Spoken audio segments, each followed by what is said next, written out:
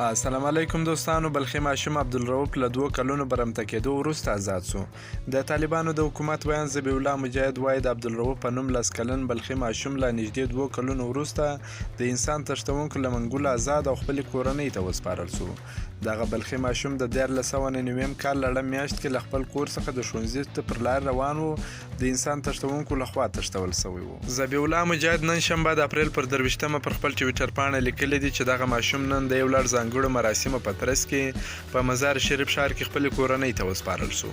په یادو مراسمو کې د بلخ د سیمه چارواکو سربیره د طالبانو د رئیس الوزرا مرستیال ملا عبدالسلام حنفي او د استخباراتو عمومي رئیس عبدالحق وسیق هم ګډون کړی و. ښاغلي مجاهد دغه ماشوم د خلاصولو د عملیاتو په اړه کوم معلومات نه دي ورکړي، خو د طالبانو د استخباراتو ریاست ویاند خلیل امراض ویلي دي چې دغه بلخي ماشوم د یو لړ پیچلو عملیاتو په نتیجه کې آزاد سوی. تر دا مهاله معلومه نه ده چې دغه ماشوم د چا لخوا تښتول سوی و.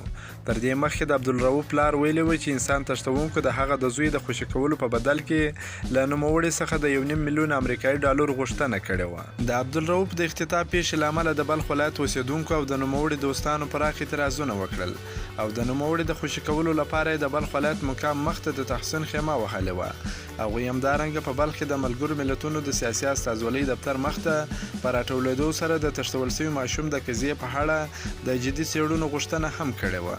د افغانستان د پخواني حکومت امنیتي چارواکو د عبدالرؤف په نوم تښتول سوي ماشوم د خلاصولو په هدف څو ځله د عملیاتو خبر ورکړی و، خو د هغوی په خبره چې پخواني امنیتي چارواکي د هغه په خلاصولو نه وتوانېدلي.